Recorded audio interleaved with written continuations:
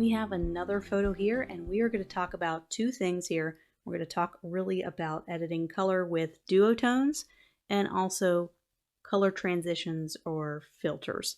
So one thing we want to do is we want to talk about duotones first. So let's take this really bright, colorful photo and let's really hone in on just a couple of ink colors.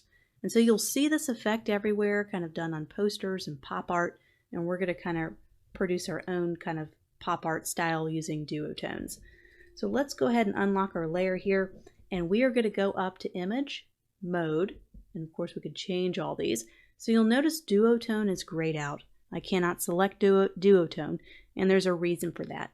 We need to be able to strip all the color away from the photo first. So we're going to convert this photo to grayscale. We're going to go ahead and discard. So now we have an instant black and white photo. Let's go back to Image, Mode, and now all of a sudden duotone is a selected option. So let's select duotone, and this is where we can do more than just one ink color. So this is just the only ink colors that show up on this photo are these colors, and that's it. So we can also do a monotone and just have one color and kind of bring in just one color here, so we can almost do a grayscale but with a hint of different color. So that can have a really cool modern effect, especially when you do more washed out lighter colors. So that could be really good for a background for a design.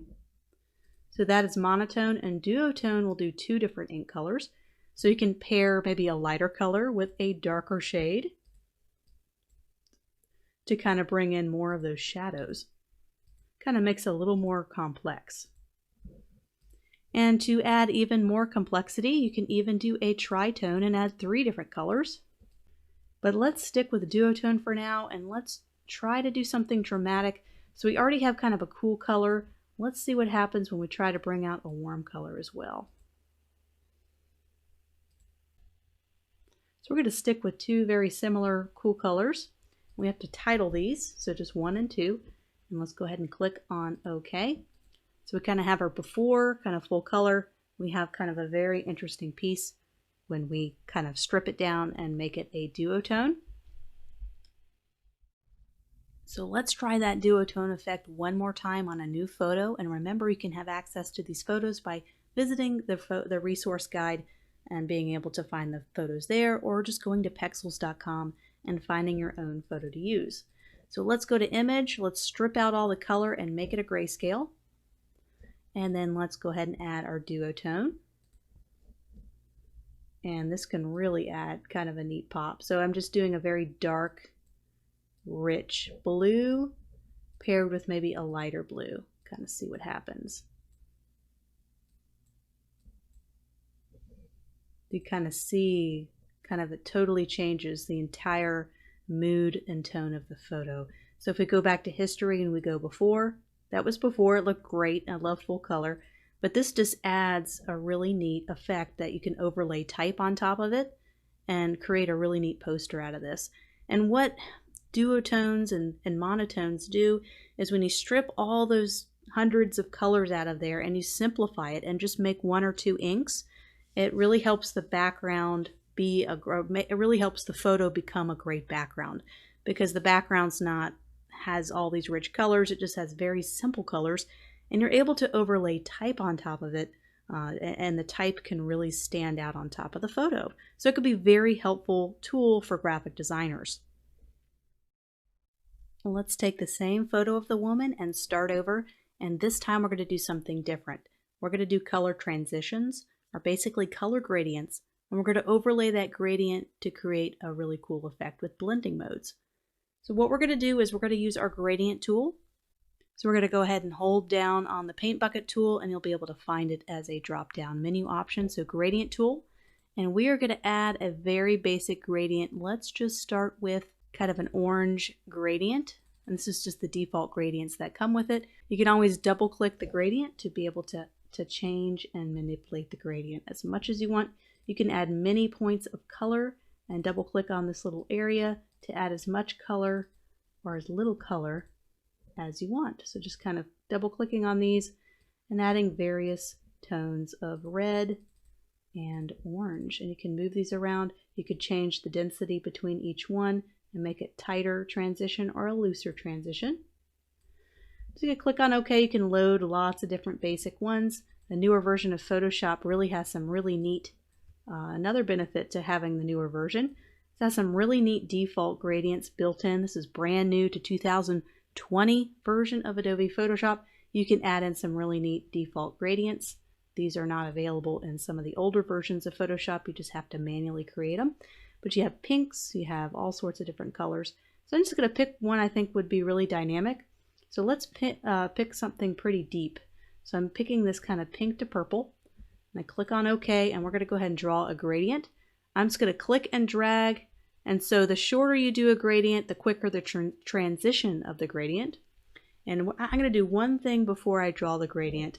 I'm going to go to my layers panel, and I'm not going to do a gradient on top of the photo, because if I did that, the photo's gone. What I want to do is I want to add a new layer on top. This will be our gradient layer. That's our gradient layer. I'm going to click and drag on a new layer and do a gradient. So if I do a very short line, it's a very tight.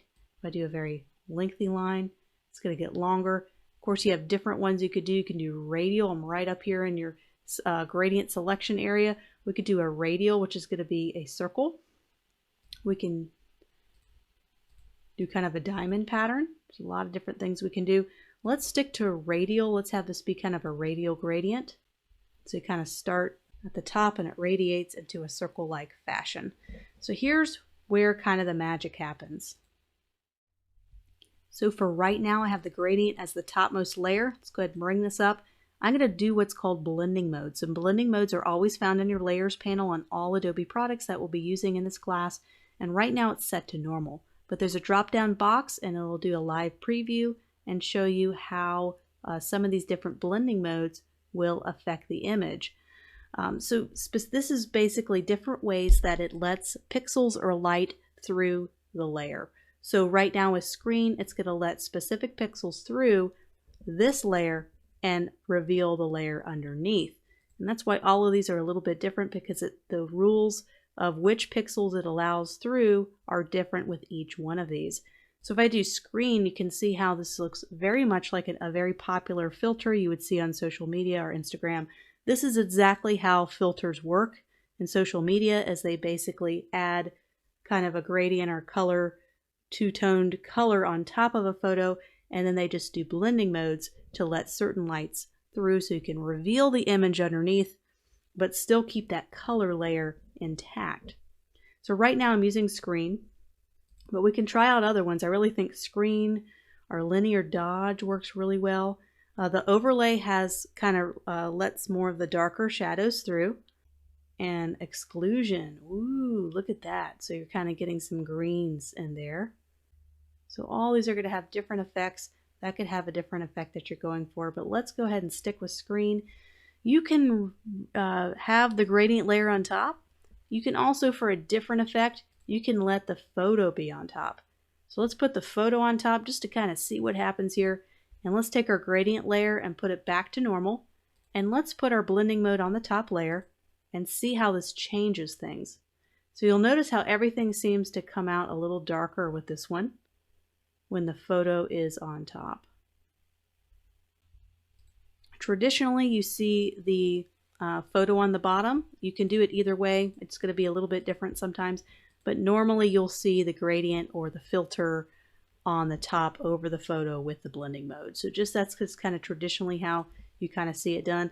What's great about this is I can add any gradient on top and it'll change it dynamically. So let's pick a different kind of gradient here.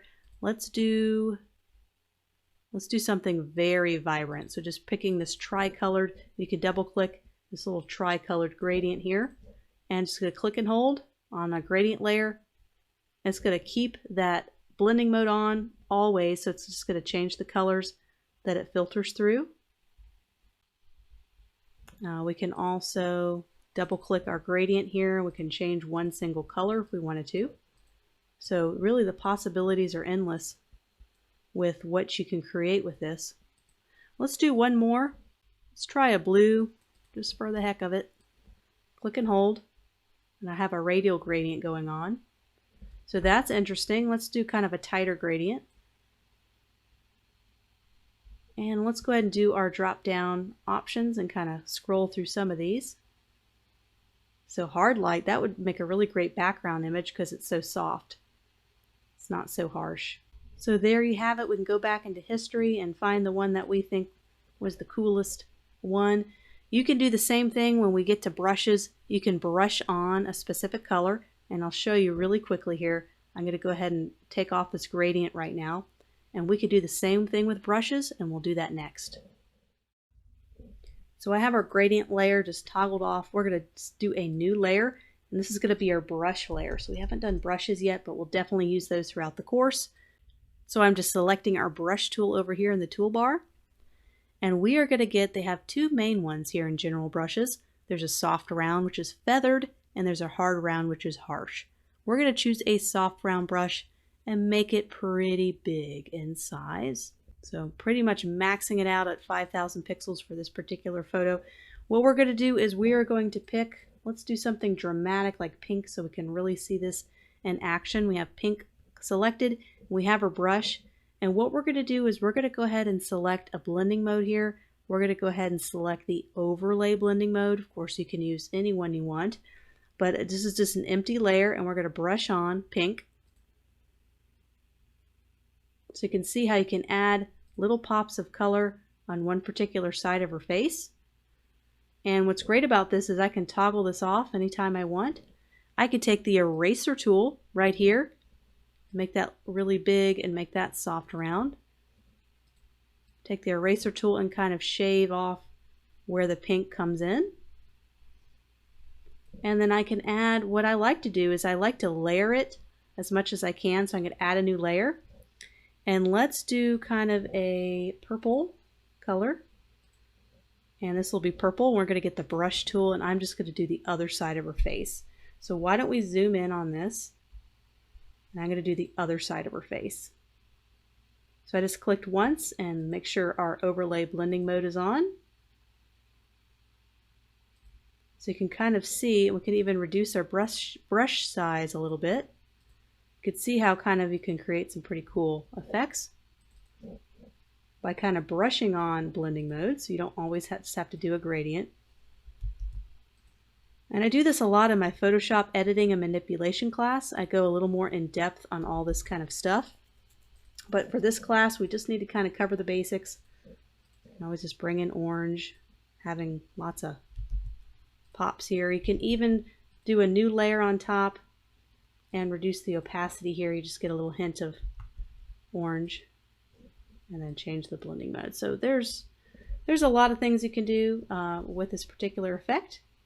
This is kind of what the effect I was trying to do very quickly, and you can kind of see the final. This is just creating different layers and adding different brushes and doing the blending modes on those brushes. So now that we've reviewed some of the photo editing basics, we're now ready to move on to the next project.